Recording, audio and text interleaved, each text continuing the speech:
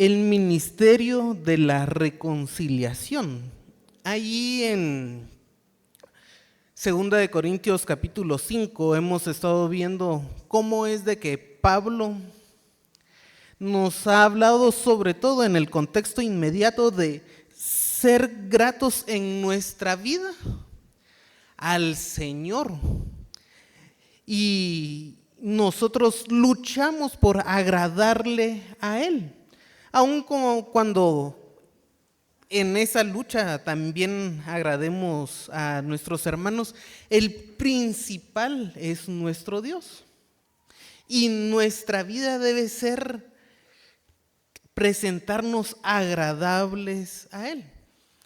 También nos ha dicho que el Señor va a juzgar todas nuestras acciones y es un juicio no para condenación, sino para premiación, que es el tribunal de Cristo.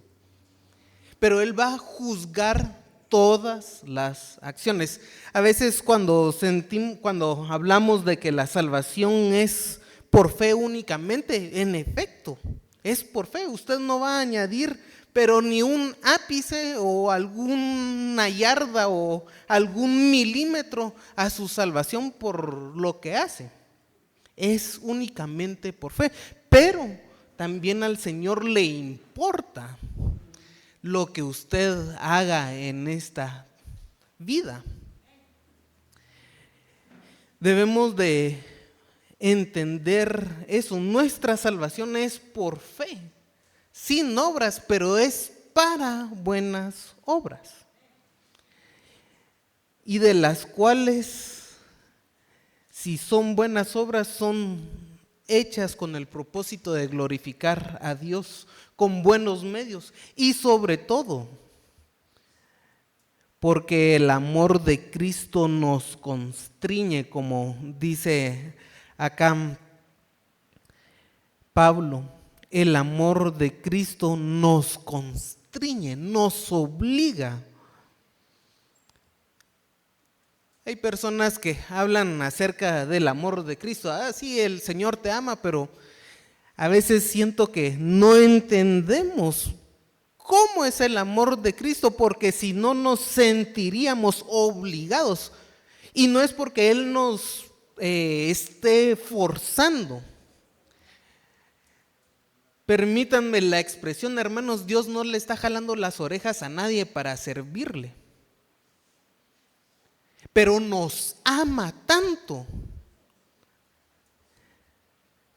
que no tenemos otra opción más que vivir una vida en respuesta a ese amor, una gratitud que debemos de tener. Y entonces, a veces como cristianos no comprendemos el amor de Dios completamente, o puede que seamos ingratos, desagradecidos, lo cual ambos casos es triste. Y aquí hemos terminado. Es interesante que lo que hemos visto en la carta es un rechazo hacia Pablo, una discusión, pleitos que han tenido los hermanos en Corinto, que Pablo escribe para corregir ese comportamiento. Pero en general hay algunos que rechazan a Pablo, y ahora nos va a hablar de la reconciliación que debemos de tener nosotros como parte de nuestra vida cristiana.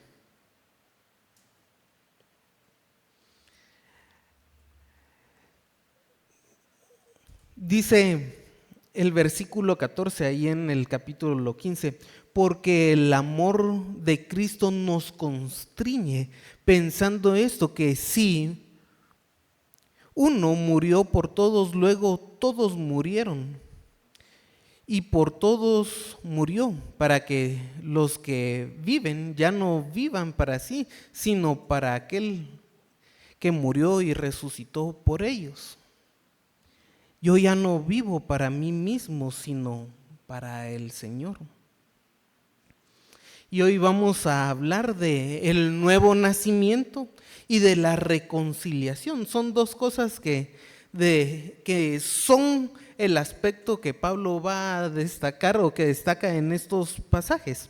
Pero siempre recordemos el contexto que nos está dando Pablo. El amor de Cristo nos constriñe pensando en la obra de Cristo en la cruz. Así que llegamos al versículo 16 y antes de entrar, hermanos, los invito a orar. Señor, te alabamos y pedimos tu bendición en este tiempo de estudio de tu palabra, de tu santa voluntad, Señor, que has dejado por escrito. Tú revelándote a través de palabras humanas para que podamos comprenderte, el Dios oculto e incomprensible siendo revelado y comprensible, mostrando el gran amor que has tenido para nosotros, tus criaturas, y también, Señor, el amor que nos hace ser llamados hijos tuyos. Señor, te pedimos que podamos entender la gran misericordia que has tenido con nosotros. Este ministerio de reconciliación, que podamos ejercerlo, Señor, porque comprendemos tu amor para nosotros. Ayúdanos a vivir, Señor, ayúdanos a comprender y a responder conforme a lo que a ti te agrada, no a lo que nuestra mente caída, carnal, no a lo que un mundo lleno de pecado nos dicte, sino lo que a ti te agrada, porque estamos obligados por el amor que ya nos has demostrado. Te alabamos, Señor, y pedimos tu bendición, tu iluminación por tu Santo Espíritu que habita en nosotros al ser hijos tuyos por la obra de Cristo en la cruz. Amén. Así que, hermanos, veamos con este contexto. Dice, de manera que nosotros de aquí en adelante a nadie conocemos según la carne. Y aun si a Cristo conocimos según la carne, ya no lo conocemos así. Y recordemos que está argumentando. Dice, de manera que es un conectivo que es lo que vengo diciendo, se relaciona con lo siguiente. No hay un nuevo cambio de tema. Por eso vemos el amor de Cristo que nos debe de constreñir en la obra de Cristo en la cruz y sigue las implicaciones es de que de aquí en adelante a nadie conocemos según la carne. Ahora que hemos aceptado a Cristo y la obra de Cristo en la cruz, reconocemos que Él murió por nosotros. Ya no vivimos para nosotros mismos, sino vivimos para Él, por Él. Entonces ya no debemos conocerlo según la carne, sino debemos morir con Cristo y vivir por Él. Y eso implica el nuevo nacimiento. El nuevo nacimiento que lleva un cambio de percepción. Cuando Jesús estaba en este mundo, llegó con Nicodemo y Nicodemo le preguntó, ¿cómo es de que un hombre puede nacer de nuevo? ¿Acaso se puede volver a entrar a su madre y nacer nuevamente? Y lo que el Señor le dice es que él, siendo maestro de Israel, no conoce el nuevo nacimiento. Es interesante en Juan 3, hermanos, la forma en que Nicodemo habla acerca del nuevo nacimiento es justamente de la percepción carnal de las cosas. Si le dicen debes nacer de nuevo, ¿cómo me voy a meter a mi madre nuevamente y nacer ahí? ¿Por qué? Porque está viendo de una forma, percibiendo según la carne. Y lo que nos habla ahí Cristo es de que el nacer de nuevo es la fe en Él, para que todo aquel que cree no se pierda, mas tenga vida eterna. La vida eterna es una consecuencia del nuevo nacimiento. Pero el nuevo nacimiento va a implicar un cambio de percepción. Va a implicar que ya no vamos a conocer solo por la vista. Quizá ellos se imaginaban cómo es que Moisés levantó la serpiente en el desierto y no miraban el significado de que de igual manera Cristo iba a ser levantado por nuestros pecados. Y les recuerdo que cuando Moisés levantó la serpiente en el desierto era para la salvación física de aquellos israelitas que estaban ahí. Nuestra salvación en efecto es física y espiritual.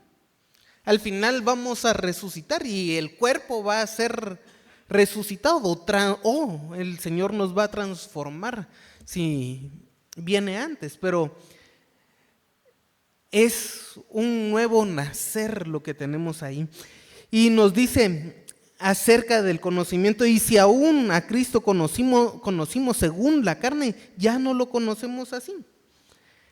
El punto es que si en nuestras vidas, hermanos, lo conocimos en la carne, si nuestra percepción de Cristo era en la carne, ya no lo conocemos así cuando hemos creído en Él. Al mismo Jesús, algunos pueden tener datos de Jesús, cuándo nació, cuánto vivió,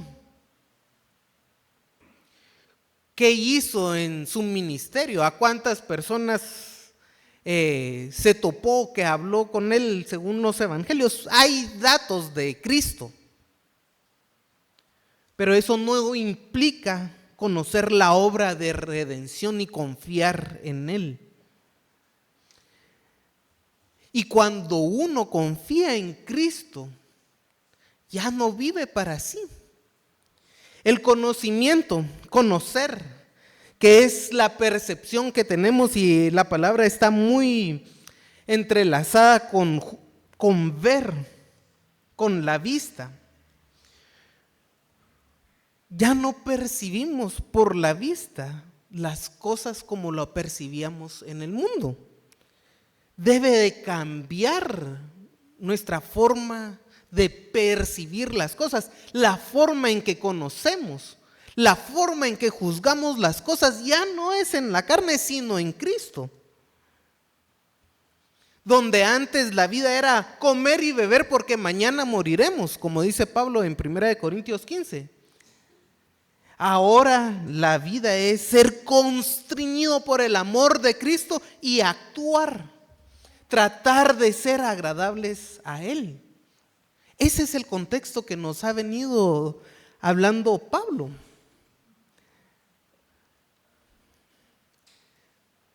Pero a veces nos portamos como que vengamos, comamos, bebamos porque mañana moriremos, como que si fuéramos impíos o incrédulos, hermanos. ¿Y cómo vemos eso? Por la realidad en que vivimos. ¿Cómo juzgamos la realidad? Cuando usted enciende la televisión o algún otro medio de comunicación, ¿cómo juzga la realidad? Si ve noticias, ¿cómo juzga las noticias? El trabajo, ¿cómo juzga usted su trabajo? Es solo yo quiero dinero y no me satisfago de lo que tengo. Los estudios, yo voy a estudiar para mi propio bien, no para la gloria de Dios, para mi propio bien.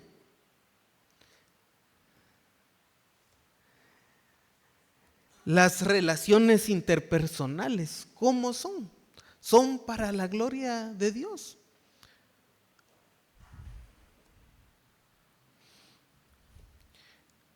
¿Cómo vemos nuestra realidad? Como hay que vivirla aquí porque solo tenemos una vida y si nos morimos ya no vamos a disfrutar, a gozar de eso.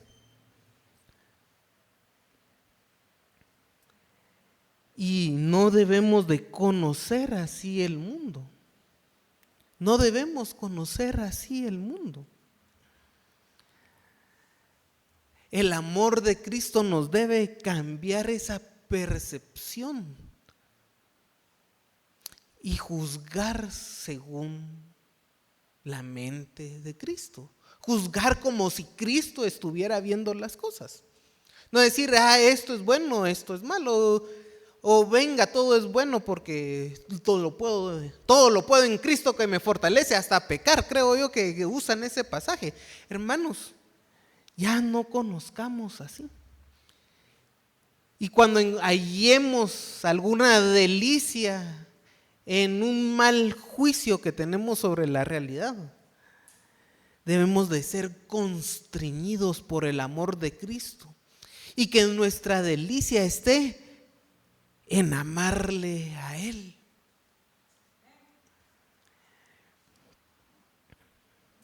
Y esa manera de juzgar es un buen punto acerca del nuevo nacimiento que hay en el creyente. Dice el versículo 17, de modo que si alguno está en Cristo, nueva criatura es. Las cosas viejas pasaron, he aquí todas son hechas nuevas. Y ser una nueva criatura, hermanos, implica un cambio radical. Ya vimos, primero tenemos el cambio de percepción que debe de haber en nuestras vidas. Pero también creo yo que lo más importante es de que el Espíritu Santo mora en nosotros. Y el Espíritu Santo, hermanos, hace una serie de procesos, serie de hechos que a veces ni percepción tenemos de él, pero es una realidad. Aquí quiero citar a Samuel Vila, que destaca algunas cosas, y voy a decir muy pocas cosas, acerca de las cualidades que tenemos por haber nacido de nuevo. Como les digo, son algunas destacables, entre muchas. Yo creo que nos llevaríamos unos cuantos domingos en estudiar todas las cosas. Schaeffer, el autor de la teología sistemática de Schaeffer, ha numerado un poco más de 30 cosas que el Espíritu Santo hace en un creyente. Entonces podríamos estudiar 30 domingos de cada una, pero veamos algunas pocas. Primero, estamos en una nueva familia. Juan 1, 3, 1 y 2. Mirad cuál amor nos ha dado el Padre para que seamos llamados hijos de Dios. Por eso el mundo no nos conoce, porque no le conoció a Él. Amados, ahora somos hijos de Dios y aún no se ha manifestado lo que ha de ser, pero sabemos que cuando Él se manifieste seremos semejante a Él, porque le veremos a Él tal como es, tal como Él es. Entonces somos hijos, llamados hijos de Dios. Esto no es obra de alguno, sino es obra de Dios. Tenemos una comunión. Primera de Juan 1:3.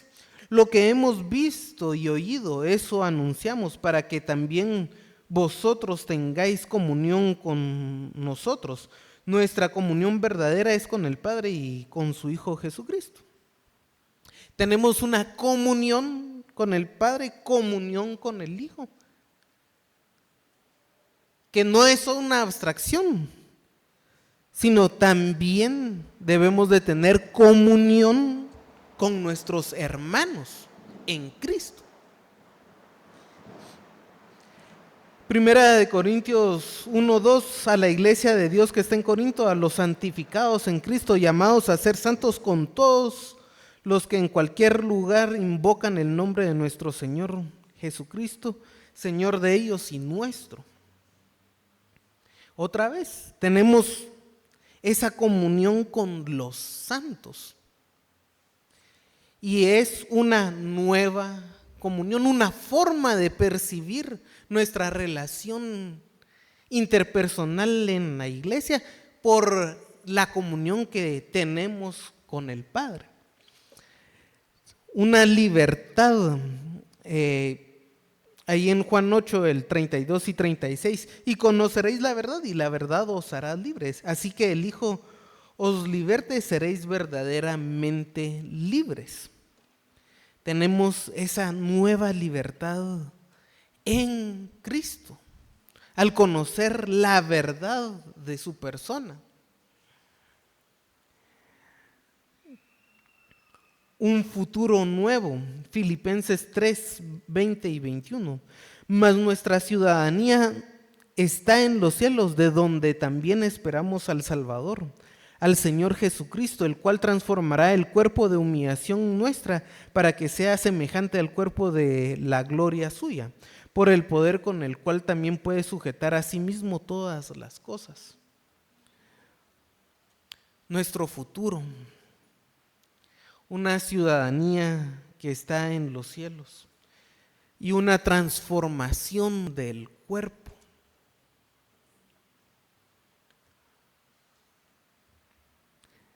Pero también tenemos la relación con Dios. Dice, primer punto de una nueva relación con Dios, la ley de Dios, el que cree no es condenado, como dice Juan 3:18. Y ninguna condenación hay para los que están en Cristo Jesús, en Romanos 8:1. No hay ninguna condenación de ningún tipo con la nueva relación con Dios. El gobierno de Dios en aquel tiempo estaba sin Cristo, excluidos de la ciudadanía de Israel, y nos hemos vuelto ciudadanos de los santos, miembros de la familia de Dios. Efesios 2:12 y 19. Aquí Efesios, les recuerdo que Israel tenía una gran ventaja en cuanto a las naciones. Tenía la revelación, ya con eso era una gran ventaja, pero también tenía a los patriarcas. Y una de las cosas que hacía el pueblo de Israel es de que habían prosélitos, es decir, personas que se convertían al judaísmo, extranjeros que vivían con los judíos, pero ellos eran tratados, no sé si de segunda o de tercera clase en Israel, donde solo el sumo sacerdote podía entrar una vez al lugar santísimo, luego los sacerdotes, luego los levitas y luego el resto de las tribus. En un punto y hasta en el exterior estaban los extranjeros. Y una de las cosas para el gobierno de Dios es de que esa exclusión que tenía Israel, ya sea en el tabernáculo o en el templo, ahora ambos son santos y podemos ingresar a la presencia del Padre a través de la oración por nuestro único sumo sacerdote, que es Cristo Jesús. Así que para la familia de Dios, cada cristiano es un miembro de la familia de la fe. Eso en cuanto a la relación con Dios, en cuanto a la relación con los hombres. Tenemos una responsabilidad que vamos a ver, ser embajadores del nombre de Cristo, y que nos ha encargado la palabra de reconciliación. Nuevos en sus oportunidades, ante el cristiano hay una puerta abierta que permite ministrar o servir a la humanidad sufriente. Tenemos una responsabilidad. Ser nueva criatura no es solo cosas que yo quiera hacer, no. Implica una responsabilidad con Dios como respuesta al amor que Él nos ha mostrado. Así que servir a nuestros hermanos, servir a la humanidad, llevando el Evangelio, ese es un punto importante. La nueva criatura de un mismo ser, hermanos. Cuando Dios nos vuelve criaturas, no nuevas criaturas, nacemos de nuevo, no cambia nuestra personalidad. No cambia nuestra personalidad. Seguimos siendo las mismas personas, con diferentes cualidades, en una posición judicial diferente. Imaginen a un preso, está encarcelado, su condición es prisión, pero llega el día de su libertad y su condición ahora es libre. ¿Cambió la persona? No, es la misma persona, con cualidades diferentes. Entonces, ser una nueva criatura implica también esa permanencia de nuestra personalidad. Puede que esté reprimido y aún no bien desarrollado, pero ha sido engendrado dentro de su ser. Y esto es fundamental, que el que no nace de agua y del Espíritu no puede entrar al reino de Dios, pero es la misma persona. Tal vez no se ha desarrollado bien las cualidades de la vida cristiana que debemos de desarrollar, pero somos una nueva criatura. Esas son, como les digo, pero muy pocas cosas que hemos destacado el día de hoy. La realidad es de que el Espíritu Santo hace tantas obras en nosotros que a veces no tenemos idea de todas las cosas que pasan en nuestro ser al creer en Cristo como único y suficiente Salvador. Pero el hecho es de que por eso hemos nacido de nuevo, somos una nueva criatura. Nuestra posición ante Dios no es de condenación.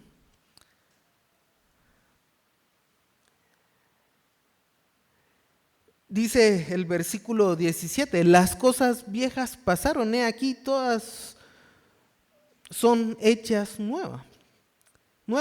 Y el hecho, hermanos, de un nuevo nacimiento, de que las cosas viejas hayan pasado, debemos de buscar esa expresión en el judaísmo, en la época de Pablo y en la época de Cristo. Se utilizaba para un prosélito, para aquel que no era descendiente de Abraham. A veces eran extranjeros y se convertían a la fe. Y entonces para ellos esa persona era hecha de nuevo, como si Dios por la fe lo estuviera haciendo desde el principio. Y ahora ya no es un extranjero impío, sino ahora es un prosélito de la fe. Y esa era una forma de las que se utilizaba. También implicaba un nuevo comienzo. Sobre todo esto hablando del día de expiación. Ustedes se recordarán en Levítico 16 el día de la expiación, que también marcaba un nuevo año en Israel. ¿Y qué es eso? Es como un nuevo comienzo. Ya los pecados pasados, al participar con fe del día de la expiación, se habían quedado atrás. A veces llega el 31 de diciembre y tenemos nuestros planes para el siguiente año. Y llega el 1 de enero y como que el año que pasó no pasó, quedó hacia atrás y estamos en un nuevo año. Aunque sea básicamente algo de un día a otro, no hay mayor diferencia, pero la sensación que da de un nuevo año es como de un nuevo comienzo. Y muy similar era en la cultura hebrea.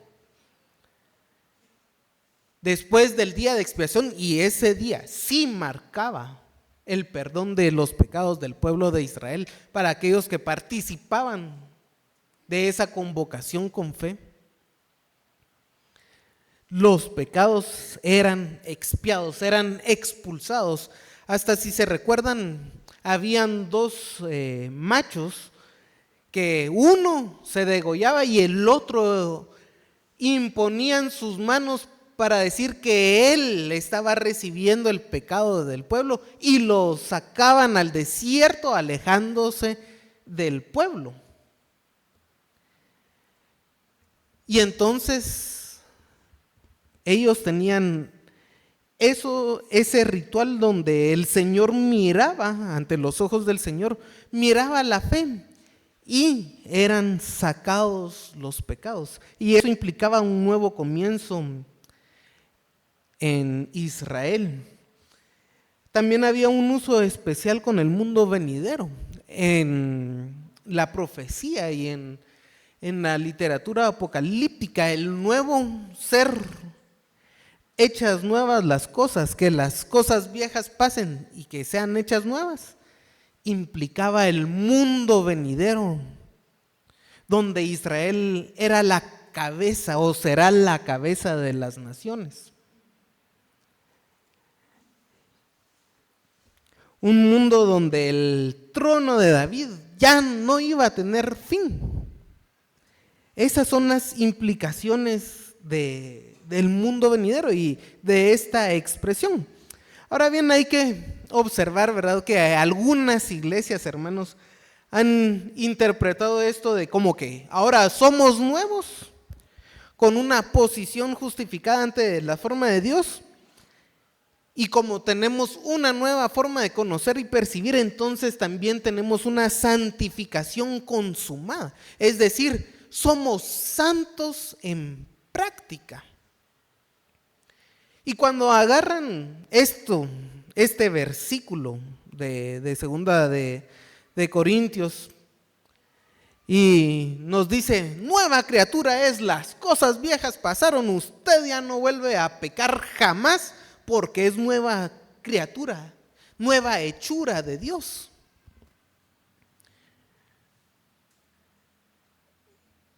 Miremos el contexto de la carta, comenzando con el contexto inmediato de la carta.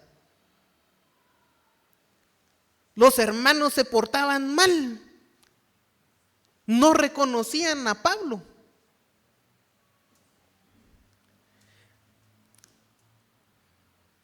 Entonces, la realidad es de que cuando miramos al creyente, el creyente comienza un proceso de santificación y un crecimiento espiritual.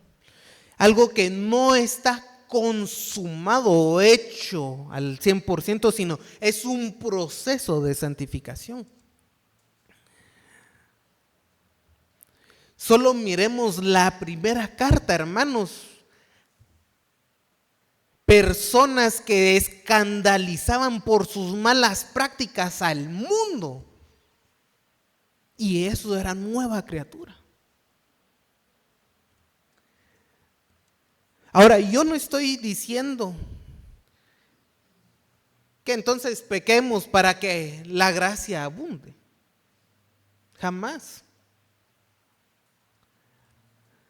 Pero hay personas que agarran esto y si usted era un borracho, ahora ya no tiene pero nada que volver a tocar con el alcohol y sería muy bueno. Sería muy bueno que un borracho agarrara todas las botellas y las tirara al drenaje.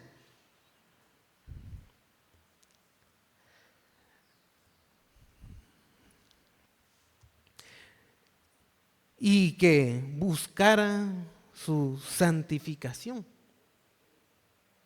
que dejara ser guiado por el Espíritu.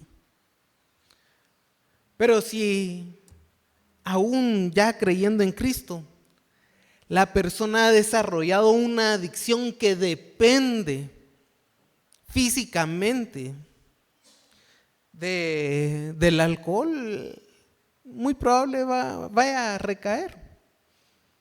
Entonces ya no es criatura, usted acaba de perder su salvación. No, no, hermanos. Pero como creyentes buscamos la santificación, ser agradables a Dios por el amor que Él nos ha mostrado.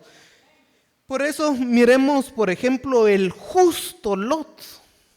Miren que el justo Lot en Primera de Pedro nos habla que ese era el justo Lot, que sufría ante ver los horrores de Sodoma. El justo Lot.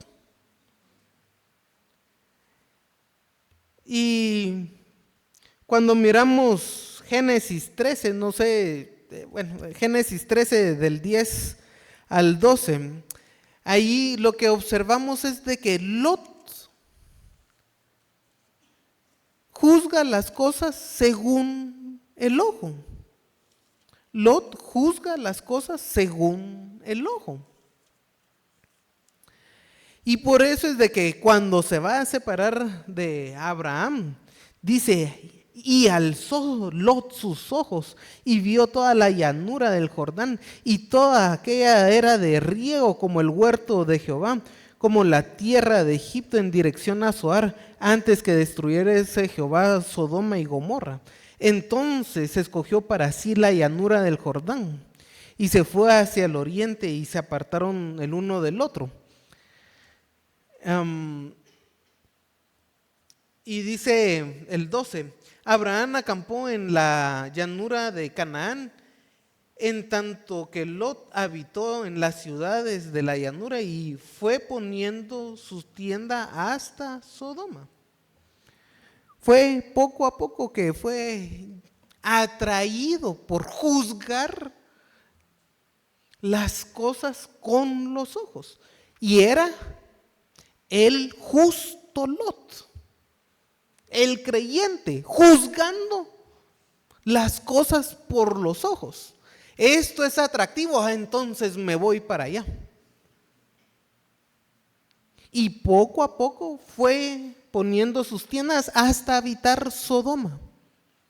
Y ahí, hermanos, se miraba que Lot no le gustaban las cosas que hacía. Los sodomitas, si era creyente, pero tampoco salió de Sodoma en una buena causa. El Señor lo fue a sacar. No dijo, ay, aquí es una vida pecaminosa y mis hijas a ver ni cómo van a salir de aquí. No, el Señor lo fue a sacar. Juzgando las cosas probablemente por la riqueza en este caso, cómo se ve atractivo el mundo. Mientras que Abraham, hermanos, básicamente fue a parar a un desierto. A un desierto. Isaac, hermanos, ustedes tal vez pueden leer el capítulo 26. Isaac abría pozos. y las personas peleaban por los pozos porque estaban en un desierto y el agua era muy codiciada. Y entonces abría un pozo y pleito por el pozo. Otro pozo, pleito por el pozo. ¿Y qué hacía Isaac? No estaba peleando nada. Él sabía que el Señor lo estaba bendiciendo.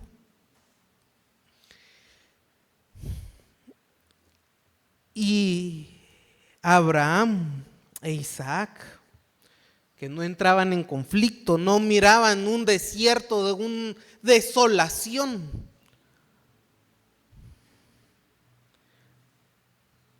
sino miraban la promesa del Señor, que el Señor les iba a dar esa tierra. Aunque era un desierto, pero era un desierto con la bendición del Señor.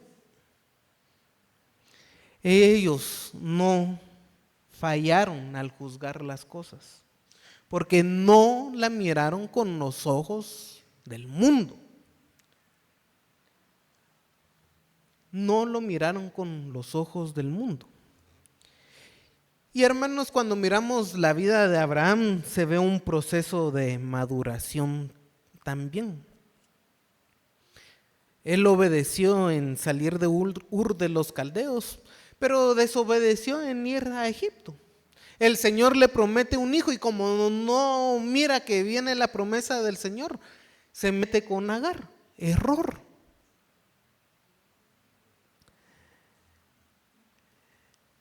Se ve un proceso también de maduración. Niega a su esposa. Y voy a decir que Isaac, hermanos, también en el capítulo 26 se observa cometiendo los mismos errores de negar a su esposa.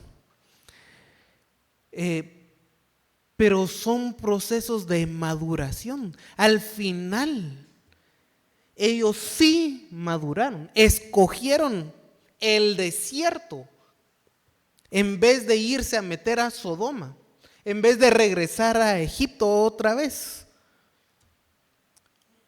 porque tenían la promesa del Señor. Y Jacob, hermanos, si se recuerdan cuando José lo llamó de Egipto, él consultó al Señor si se iba o no. Entonces, a pesar de que también Jacob cometió muchísimos errores, su vida gira en torno al engaño.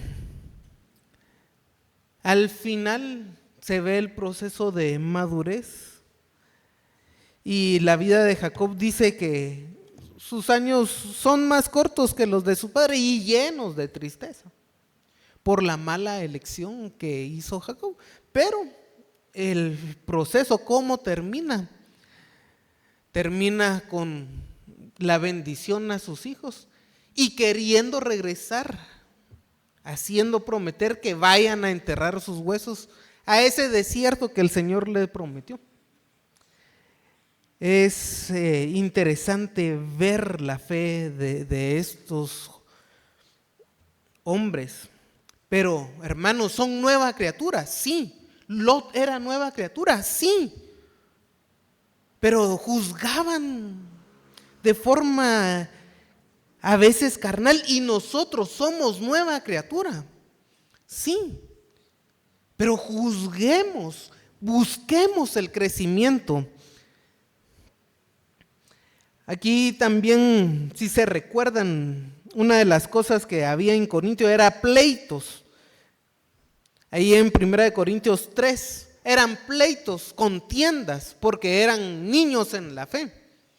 Vemos a Isaac que no se andaba metiendo pleitos aun cuando tenía la razón. Pero es ese proceso que necesitamos en nuestra santificación.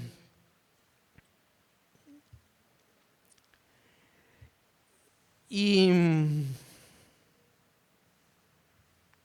bueno, Dice, y todo esto proviene de Dios, quien nos reconcilió consigo mismo por Jesucristo y nos dio el ministerio de la reconciliación. Esto de la vida nueva, hermanos, el versículo 18, esto de la vida nueva, del nuevo nacimiento, es ser una creación de Dios, algo que Dios hace. Esto proviene de Dios.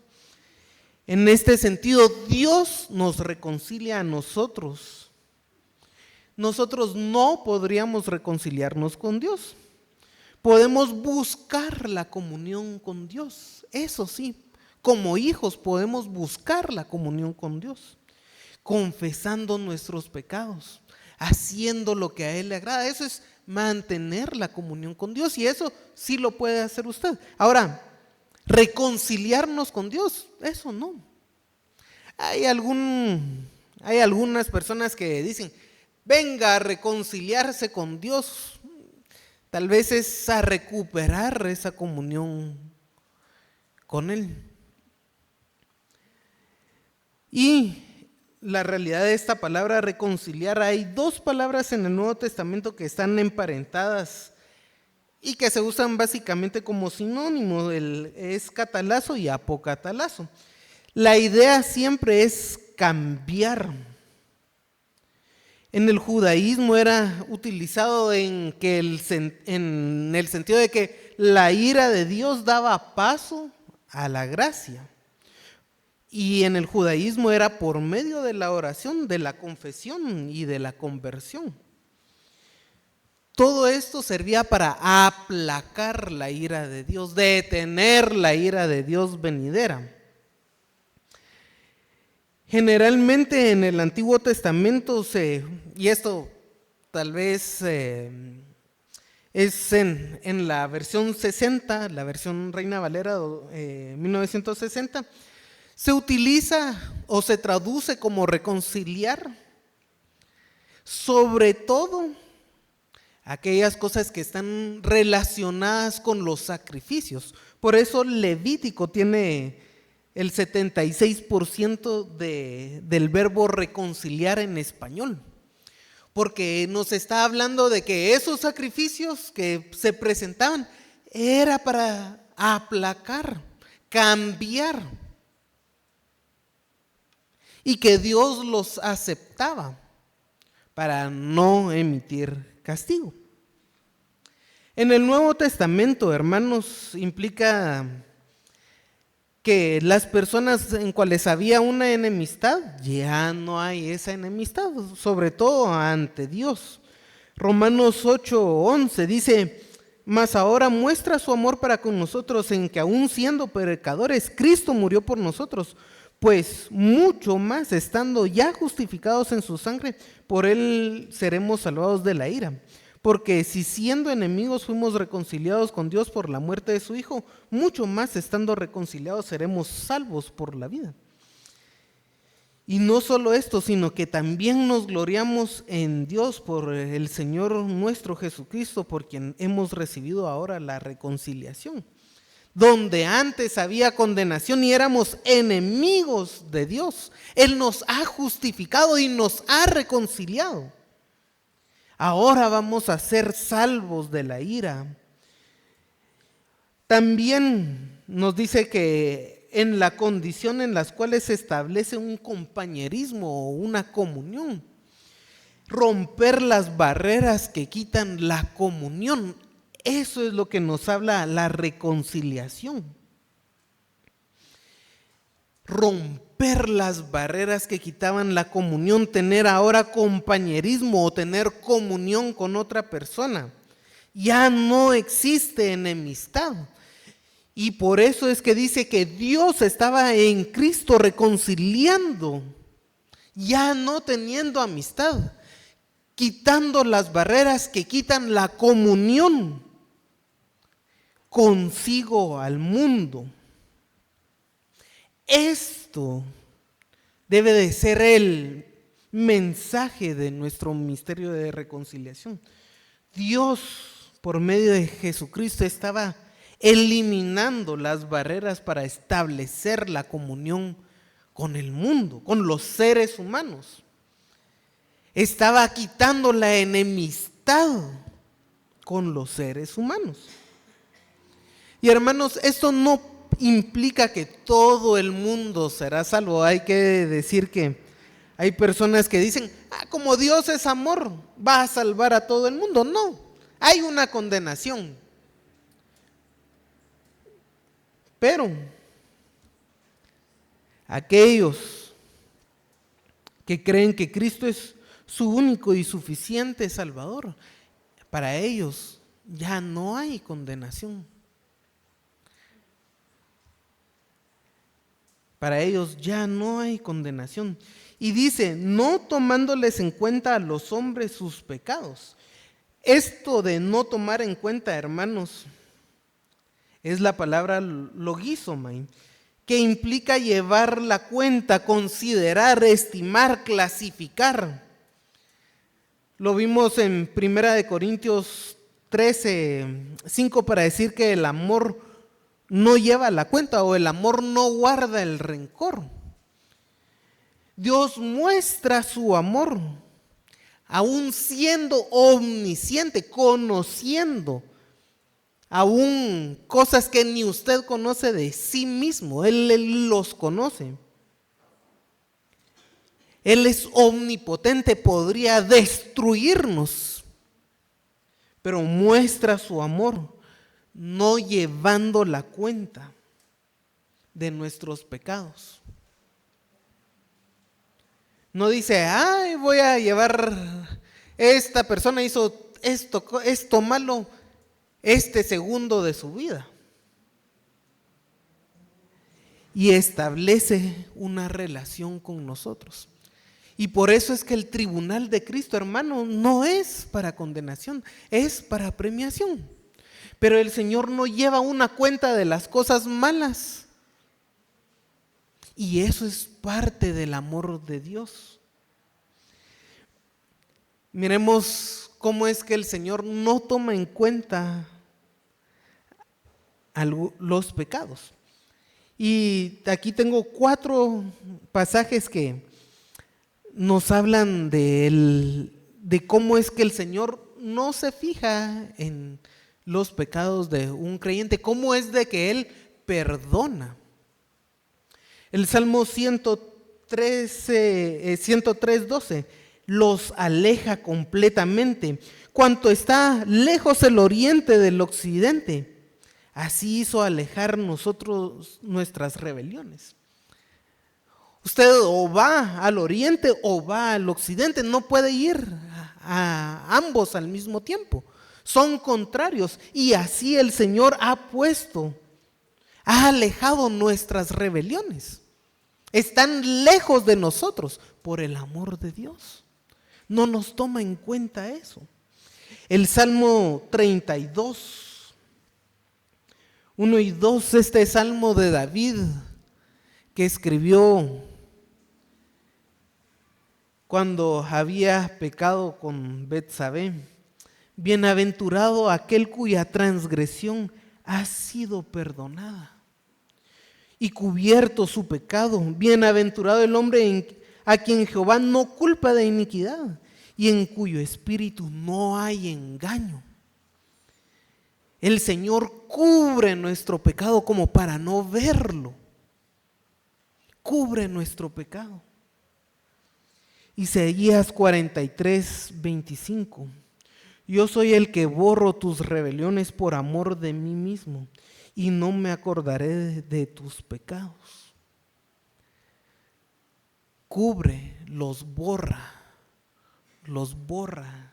Ya no se acuerda de nuestros pecados. Y no es que no sepa, sino no se acuerda, no nos lo está echando en cara. Borra los pecados. Miqueas 7, yo creo que es una de las figuras fuertes, hablando de olvidar los pecados, el contexto de Miqueas. Él volverá a tener misericordia de nosotros y sepultará nuestras iniquidades y echará en lo profundo del mar todos nuestros pecados. El Señor sepulta nuestras iniquidades. y las echa en las profundidades del mar. Ahí ya no puede ver nadie nada del pecado. Y esa es la figura que el Señor utiliza. Hermanos, al ver estas figuras, el amor de Dios, que nosotros siendo pecadores, el Señor borra nuestros pecados, los cubre, los oculta, los entierra, los echa a las profundidades del mar. ¿Cómo es de que el amor del Señor no nos constriñe? ¿Cómo es de que el amor del Señor no nos constriñe a nosotros? Y recuerde que el amor de Dios nos constriñe y nos impulsa a una vida agradable a Él, incluyendo llevar la palabra de reconciliación. Y nos entregó a nosotros la palabra de reconciliación. Esta palabra es el amor de Dios, aunque a veces implica juicio también. Jonás, hermanos, ¿se recuerdan las palabras de reconciliación de Jonás? Dice, de aquí a 40 días Nínive será destruida. Las palabras de reconciliación de Jonás. ¿Y cómo es de que Jonás lleva esas palabras, hermanos? Yo espero que no sigamos el ejemplo de Jonás. Jonás no tenía la disposición de ir. El Señor lo tuvo que castigar para que Jonás fuera. No vayamos de mala gana a dar la palabra de reconciliación. Y Jonás, Nínive se arrepintió y enojado se quedó. No son buenas actitudes. Por eso recordemos el amor del Señor que nos debe de constriñir.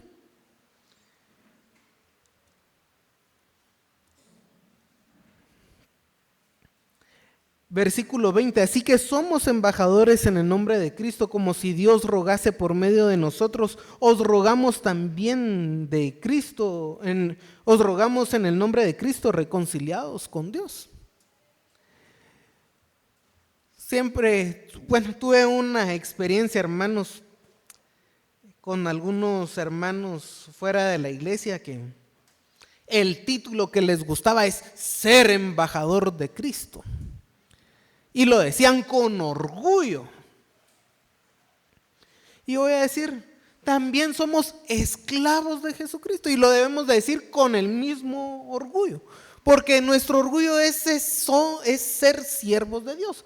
Pero la palabra embajador de Cristo, representante con dignidad, lo que pasa es de que lleva cierta pompa.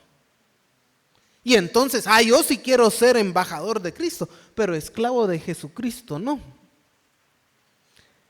La realidad es de que es más usado ser esclavo de Jesucristo. Y la realidad es de que no debemos de llenarnos de orgullo en ser embajadores o en ser esclavos.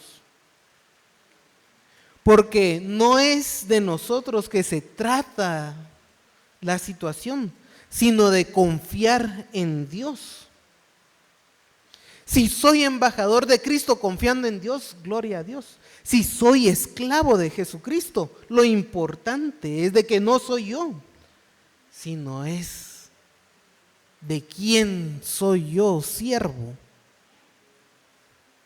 No tanto el título de que tengo, sino quién es al que sirvo, quién es al que represento. Y que el término embajador no es alguien que hacía su voluntad, sino era alguien que hacía la voluntad y representaba la voluntad del otro.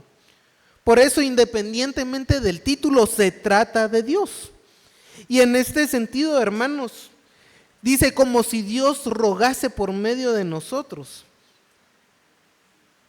Debemos de llevar el evangelio, que es la voluntad de Dios, ser un instrumento útil de Dios. Ese debe de ser nuestro mayor anhelo. Romanos 10, 14 y 15 dice: ¿cómo pues invocarán a aquel al cual no han creído? ¿Cómo creerán a quien no han oído? ¿Cómo oirán sin haber quien les predique? ¿Y cómo predicarán si no fueren enviados? Como está escrito: cuán hermosos son los pies de aquellos que anuncian la paz, de los que anuncian buenas nuevas. ¿Cómo, hermanos? Como si Dios rogase por medio de nosotros. Y por eso es de que podemos servir al Señor. ¿Cómo creerán en aquel que no han oído? Y haciendo eso, son hermosos nuestros pies, dice, de los que anuncian la paz. Nuestras acciones son hermosas ante Dios.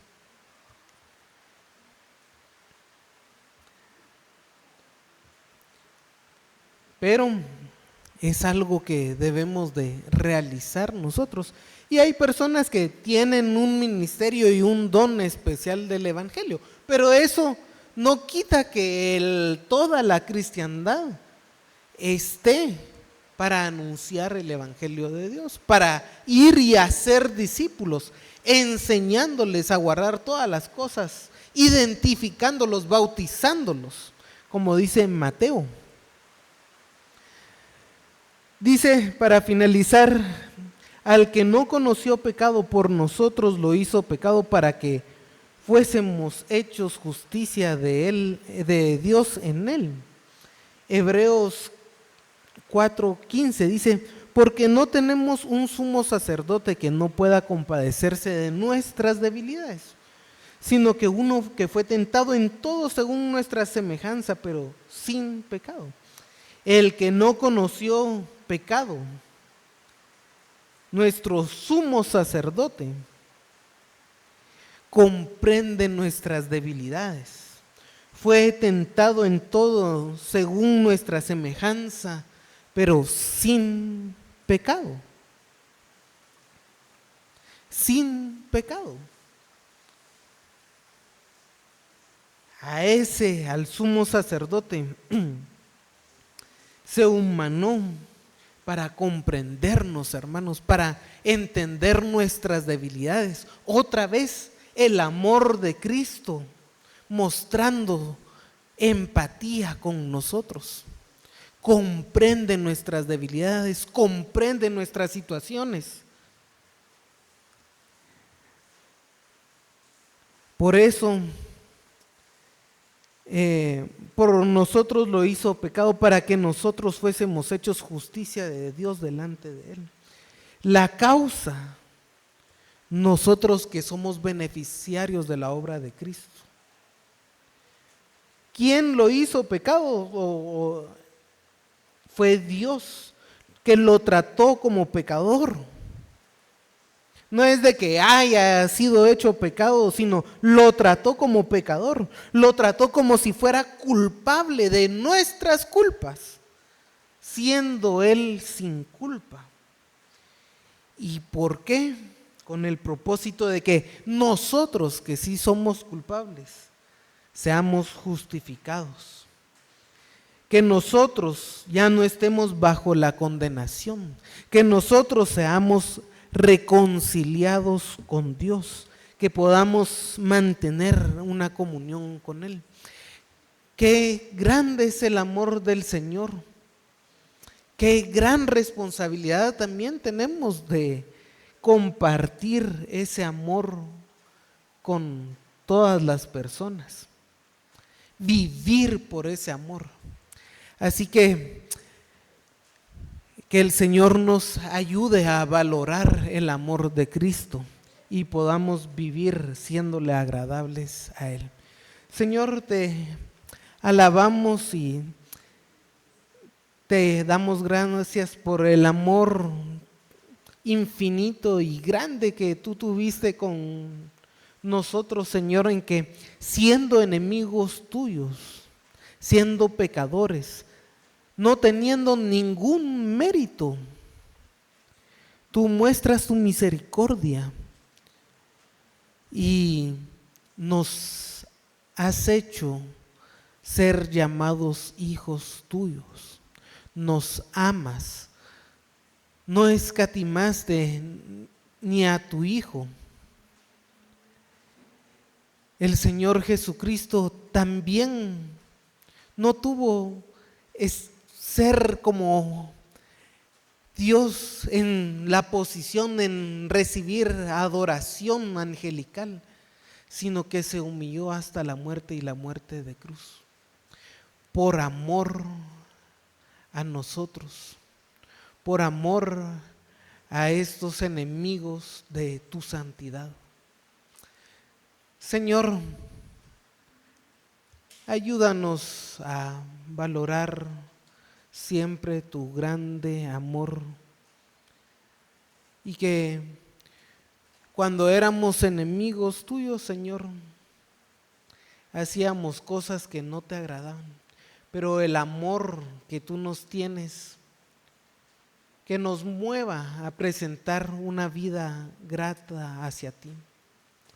Bendícenos, Señor, y siempre vamos a estar agradecidos por el amor que nos has dado, por lo cual también queremos vivir una vida aceptable y grata ante ti.